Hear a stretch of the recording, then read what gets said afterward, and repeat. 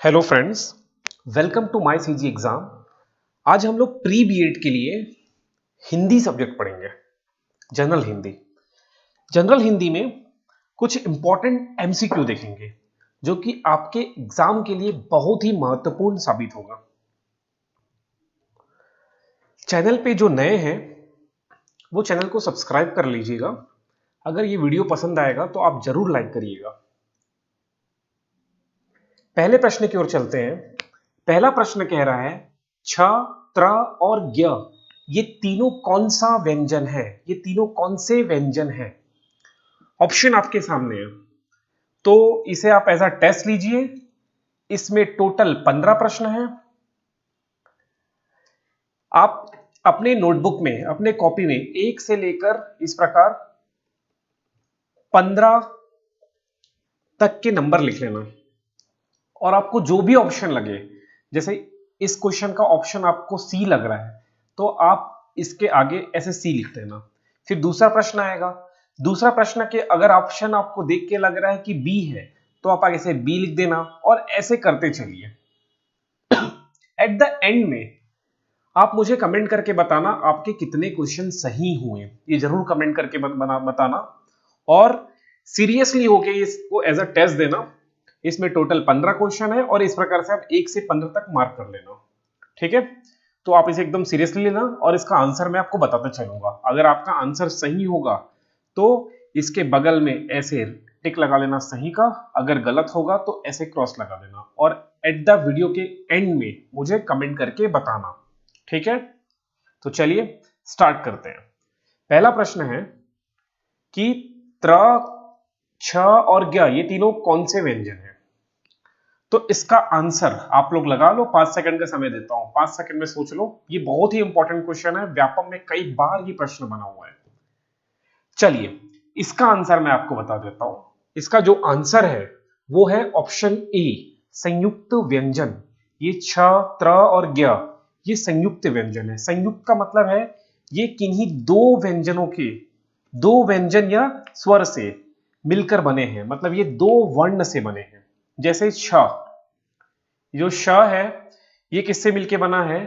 तो ये क, वो भी आधा क और श से मिलके बना है। आधा क और श ये दोनों व्यंजन है। और त्र जो है, त्र जो है आधा त और र से मिलके बना है, ये भी दोनों व्यंजन है।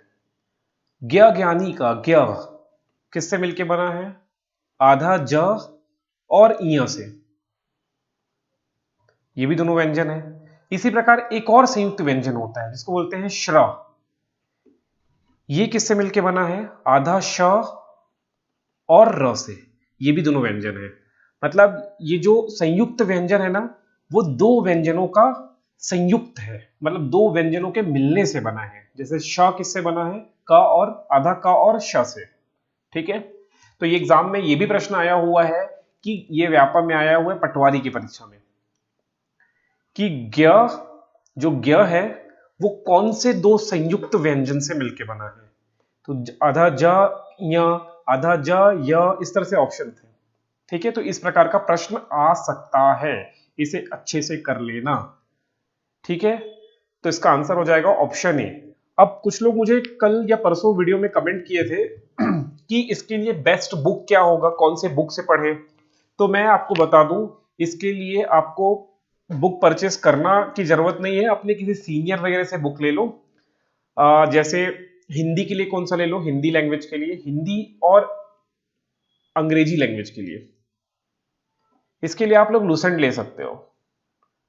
लुसेंट की बुक आती है, वो ले सकते हो। जीके के लिए भी लुसेंट से पढ़ो।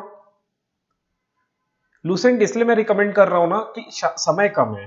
जब समय कम होता है तो लुसेंट में बुक पतला होता है और बहुत सारा इंफॉर्मेशन मिलता है, इसलिए मैं रिकमेंड कर रहा हूं लुसेंट बुक से पढ़िएगा आप। और मैथ्स रीजनिंग के लिए, मैथ्स तो आ नहीं रहा है, रीजनिंग के लिए आप लोग ले लीजिए आर एस अग्रवाल। अग्रवाल की बुक आएगी, आर एस अग्रवाल की। या रीजनिंग की अगर आर एस अग्रवाल नहीं है तो जो भी बुक है उससे पढ़ लो। जीके की जो भी बुक आपके पास जुगाड़ हो रहा है उससे पढ़ लो। हिंदी इंग्लिश के जो भी बुक मिल रहा है उससे पढ़ लो। ऐसा नहीं कि इन्हीं बुक से पढ़ोगे तो एग्जाम क्रैक होगा, कोई सा भी बुक से पढ़ लो, जरूरी नहीं है। ठीक है, तो अगर आपके पास बुक है तो पढ़ लो, अगर नहीं है तो ये 3 बुक परचेस करने की जरूरत नहीं है केवल बीएड एग्जाम के लिए। अगर आप भविष्य में और भी किसी कंपटीशन एग्जाम की तैयारी करना चाहते हैं तब आप खरीद के रख सकते हैं, नहीं तो अपने किसी सीनियर से ले लीजिए 1-1.5 महीने के लिए। ठीक है, तो ये सब बुक है पढ़ने के लिए। और टेस्ट सीरीज के लिए बहुत लोगों ने कमेंट किया है, मैंने प्री बीएड के लिए टेस्ट सीरीज लेके आया हूं जो कि 2 अगस्त से स्टार्ट हो रहा है। इसका रजिस्ट्रेशन करना है आपको, ऑनलाइन ही टेस्ट होगा। इसका रजिस्ट्रेशन करने के लिए लिंक ना डिस्क्रिप्शन में मिल जाएगा। यूट्यूब में डिस्क्रिप्शन का ऑप्शन होता है, उस डिस्क्रिप्शन में आपको लिंक मिलेगा, गूगल फॉर्म, उस फॉर्म को फिलअप कर लो। ये टेस्ट 100 रुपीज का है। जो लोग रजिस्ट्रेशन करेंगे उसको 1 अगस्त के दिन पेमेंट का लिंक मिल जाएगा। कहां से आपको पेमेंट करना है इसका लिंक मिल जाएगा। ठीक है, इसका पेमेंट करना है और जैसा बताया गया उस प्रकार से आप पेमेंट करिएगा। 100 रुपीज का है। इसमें टोटल 12 टेस्ट है, जैसे मैंने पहले बताया है सबके बारे में। यहां पर मैं आई बटन में लिंक दे देता हूं कैसे टेस्ट होने वाला है, उस सबका डिटेल मैंने बताया है। टेस्ट के लिए एक चीज मैं आपको बता दूं, ये टेस्ट का पीडीएफ आपको मिलेगा। पीडीएफ टेस्ट का पीडीएफ मिलेगा मॉर्निंग में पीडीएफ मिलेगा और शाम तक आपको मिल जाएगा आंसर की। ठीक है, तो ये पीडीएफ के थ्रू होगा।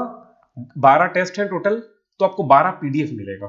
ठीक है, डिटेल में मैंने वीडियो बनाया है, आप आई बटन में जाके इसका लिंक देख लेना। 2 अगस्त से चालू हो रहा है। जिन्होंने अभी तक रजिस्ट्रेशन नहीं किया है और जिनको गवर्नमेंट कॉलेज चाहिए, जो सीरियस है, वो जरूर से ये टेस्ट सीरीज परचेस कर लेना। अगर टेस्ट देने का मैंने फायदा भी बताया है, आप आई बटन में जाके वो वीडियो देख लेना। चलिए आगे बढ़ते हैं, हम अगले प्रश्न की ओर चलते हैं। वर्णों के समूह को क्या कहते हैं? वर्ण के समूह को क्या कहते हैं? बहुत ही अच्छा प्रश्न है। चलिए इसका आंसर मैं आपको बता दूं, वर्णों के समूह को बोलते हैं वर्णमाला। वर्णमाला, तो वर्णमाला का एक डेफिनेशन भी है, प्रत्येक भाषा के वर्णों को व्यवस्थित तथा क्रमबद्ध समूह को वर्णमाला कहा जाता है। ठीक है, हिंदी में वर्णमाला में होते हैं स्वर, तो हमारे हिंदी में टोटल 11 स्वर है। 11 स्वर है, कौन कौन से? अ, आ, ई, उ, री, ए, ओ, औ। ये स्वर है। ये एग्जाम में प्रश्न बना हुआ है व्यापम के कि हिंदी वर्णमाला में स्वरों की संख्या कितनी है, तो 11 है। और उसी प्रकार व्यंजनों की संख्या है टोटल 33। ठीक है, तो ये व्यंजन है, इसे भी आप देख लीजिएगा एक बार। आप वर्ण विचार, इसको फोनोलॉजी बोलते हैं, ये पढ़िएगा हिंदी ग्रामर की बुक में, आपको इसमें डिटेल में मिलेगा कि कितने स्वर हैं, कितने व्यंजन हैं। संयुक्त व्यंजन भी होते हैं ना, जैसे मैंने बताया छ, त्र, ज्ञ, श्र, इनको वर्ण वाला में नहीं गिनते, याद रखना। जो संयुक्त व्यंजन है ना, छ, श, त्र, ज्ञ और श्र, इनको वर्णमाला में नहीं गिनते। ठीक है, जो मानक हिंदी है ना, मानक हिंदी मतलब जो अभी स्टैंडर्ड हिंदी जिसको बोलते हैं हम लोग, उस मानक हिंदी में बहुत कुछ नियम बताए गए हैं। तो मानक हिंदी में संयुक्त वर्णों को वर्णमाला में नहीं गिना जाता। ठीक है, याद रखना। तो व्यंजन में क वर्ग आ जाता है, च वर्ग आ जाता है, ट वर्ग आ जाता है, त वर्ग आ जाता है, प वर्ग आ जाता है। तो इनके उच्चारण स्थल कौन है, ये भी एग्जाम में बनता है। ठीक है, अंतस्थ व्यंजन एग्जाम में आया हुआ है,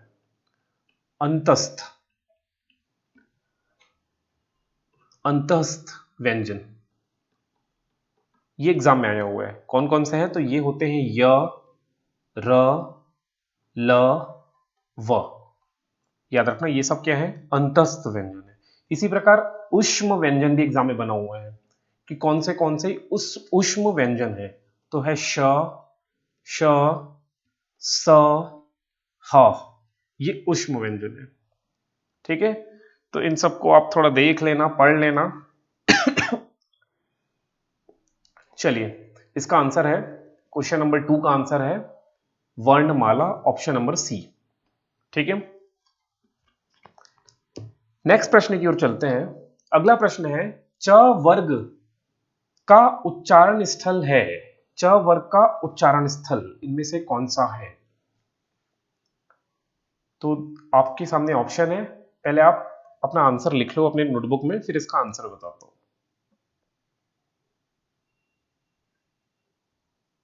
चलिए इसका आंसर मैं आपको बता दूं, इसका आंसर है ऑप्शन नंबर ए, तालु। च वर्ग का उच्चारण स्थल क्या है? तालु है। तो यहां पर देखिए क वर्ग में आते हैं क, ख, ग, घ, अंग। इसी प्रकार च वर्ग में आएगा च, छ, ज, झ, ञ। इसी प्रकार ट वर्ग भी है, त वर्ग भी है और प वर्ग भी आपको स्क्रीन में दिखाई दे रहा है। अब यहां पर उच्चारण स्थल भी आपको जूम करके दिखा देता हूं। जैसे क वर्ग यहां मैं लिख देता हूं, क वर्ग का उच्चारण स्थल है गले से। च वर्ग का उच्चारण स्थल है तालु से, जो अभी का आंसर है। ट वर्ग का उच्चारण स्थल है मूर्धन्य।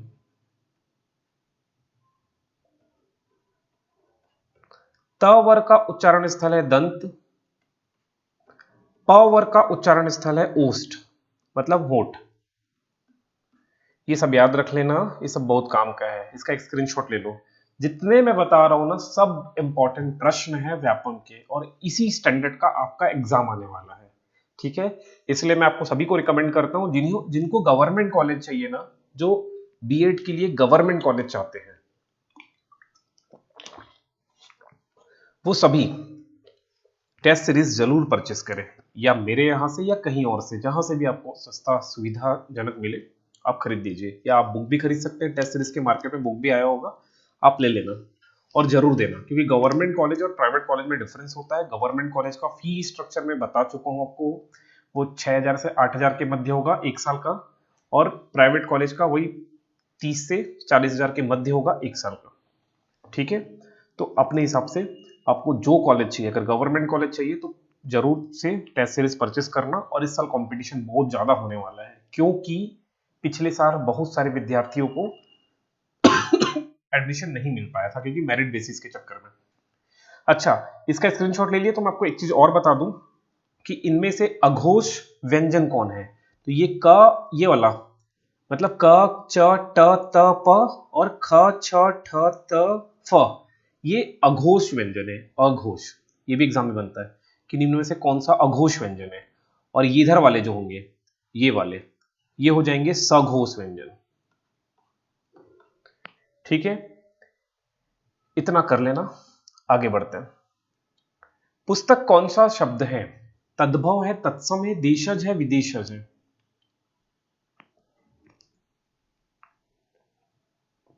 चलिए मैं आपको बता देता हूं, पुस्तक जो है ना तत्सम शब्द है। तत्सम, तत्सम उन शब्दों को कहा जाता है जो संस्कृत से एज इट इज उठा लिए गए।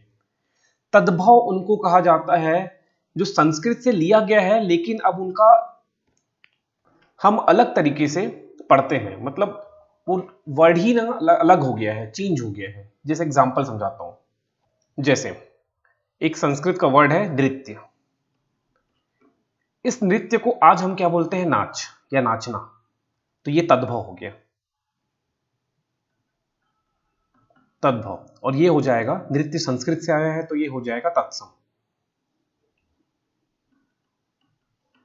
समझ गए? इसी प्रकार और भी देख लो, हास्य, ये संस्कृत से आया हास्य, तो ये तत्सम हो गया। इसका तद्भव रूप हो जाएगा हंसी, हिंदी में हंसी बोलते हैं। जैसे पादप, पादप तत्सम है, ये संस्कृत से आया, इसका तद्भव रूप हो जाएगा पौधा। अब समझ में आया तत्सम क्या है और तद्भव क्या है? देशज, जो देश में जन्मा हुआ वर्ड हो, और विदेशज, जो विदेश से है, जो साइकिल, साइकिल हो गया, रिक्शा हो गया, ये सब कैसे शब्द हैं? विदेशज हो गए। तो फोर्थ का आंसर हो जाएगा ऑप्शन बी। अगला प्रश्न है, फूल में कौन सा संज्ञा है? संज्ञा 5 प्रकार के होते हैं, आपको पता होगा, जल्दी से इसका आंसर आप कर लीजिए। जो फूल है ना, वो जातिवाचक संज्ञा है। चलिए आगे बढ़ते हैं। लंबोदर कौन सा शब्द है? रूढ़ है, यौगिक है, योग रूढ़ है, या ये सभी हैं? अपना आंसर टिक कर लेना।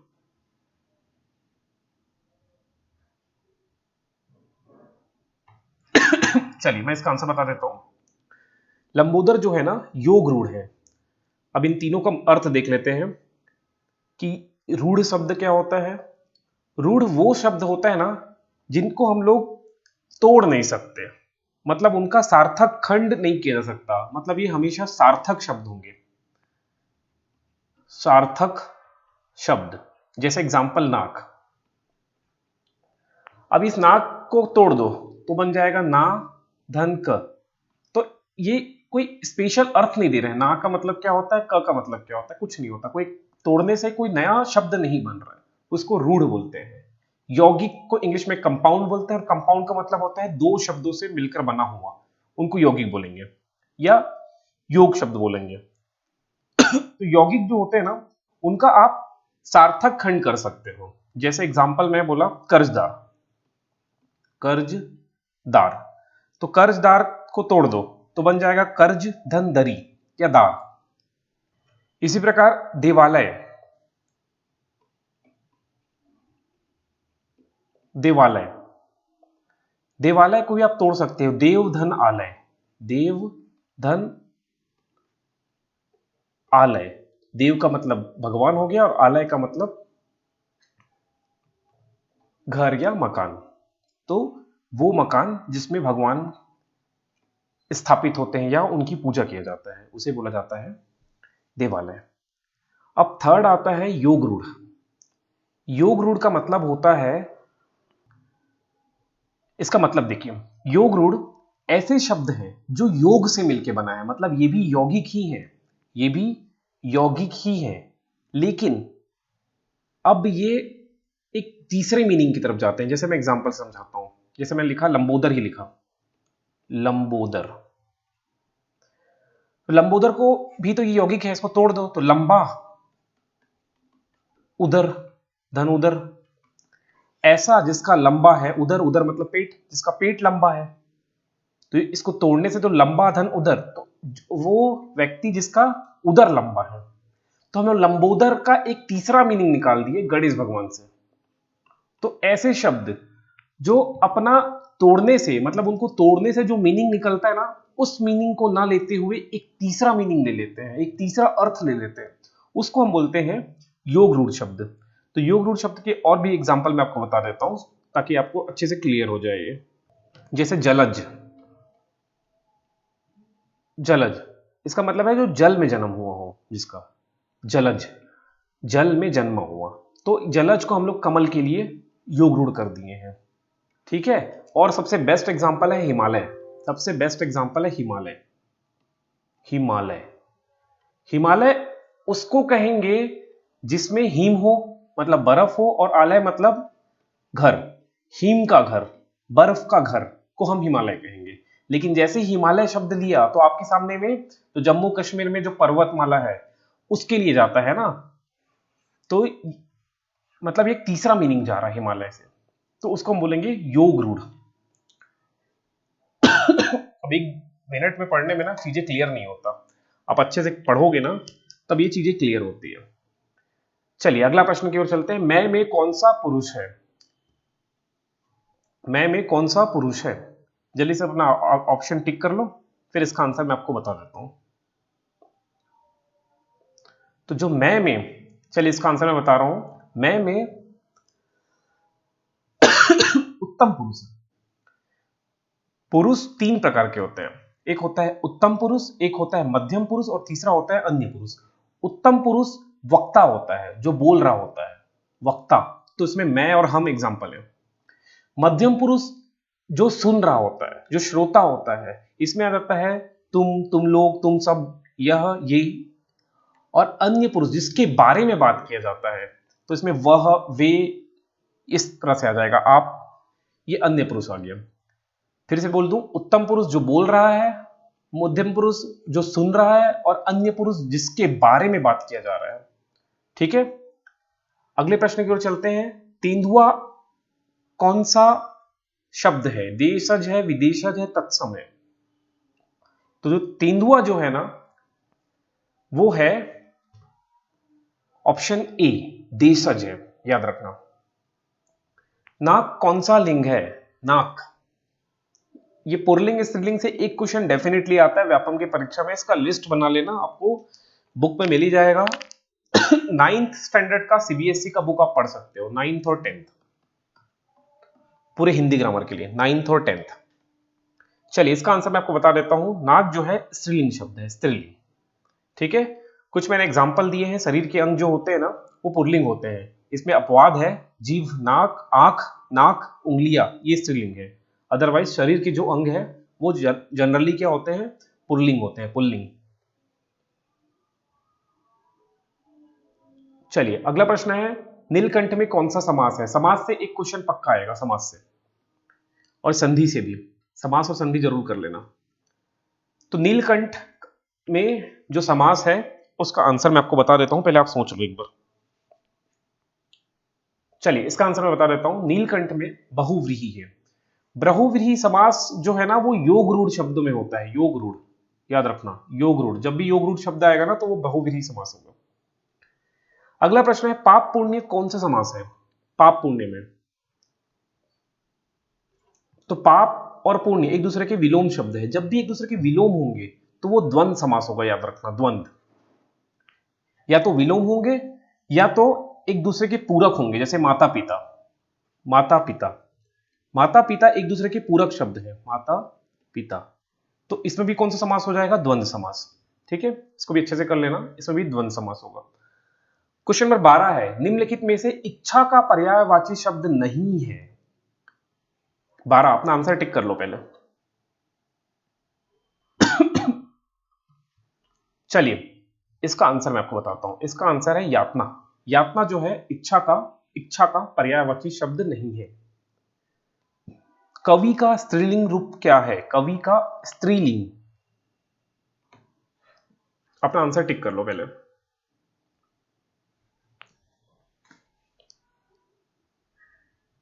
चलिए इसका आंसर मैं आपको बताता हूं। इसका आंसर है कवयित्री, ये इसका स्त्रीलिंग है। 14th नंबर का प्रश्न है, नेता शब्द का स्त्रीलिंग रूप क्या है? अपना आंसर पहले टिक कर लो, फिर फाइनली इसका आंसर मैं आपको बताता हूं। चलिए इसका आंसर है नेत्री। नेता शब्द का स्त्रीलिंग क्या होगा? नेत्री। आज का लास्ट प्रश्न है, दाता शब्द का स्त्रीलिंग रूप क्या है? इसका स्त्रीलिंग क्या है? इसका सही आंसर होगा, आप टिक कर लो पहले जल्दी से। इसका सही आंसर है दात्री। ठीक है, तो आज हमने टोटल 15 क्वेश्चन किए हैं। अब आप मुझे कमेंट करके बताइए आपके कितने प्रश्न सही हुए 15 में से। और जिन लोगों ने अभी तक टेस्ट सीरीज के लिए रजिस्ट्रेशन नहीं किया ना, वो जरूर रजिस्ट्रेशन कर लेना। डिस्क्रिप्शन में लिंक मिल जाएगा। 2 तारीख से, 2 अगस्त से टेस्ट स्टार्ट हो रहा है, जिसमें से प्रथम जो 5 टेस्ट है ना वो आपके सब्जेक्ट वाइज है। उसके बाद 6वां, 7वां, 8वां, 9वां, 10वां, ये जो बच्चे 5 टेस्ट है ये मिक्स्ड होगा। और 11वां और 12वां नंबर का टेस्ट है वो फुल टेस्ट होगा, जो एग्जैक्टली आपके एग्जाम के अकॉर्डिंग होगा। ठीक है, तो अपना आंसर मुझे कमेंट करके जरूर बताना। वीडियो कैसा लगा? अगर अच्छा लगा तो लाइक जरूर कर देना।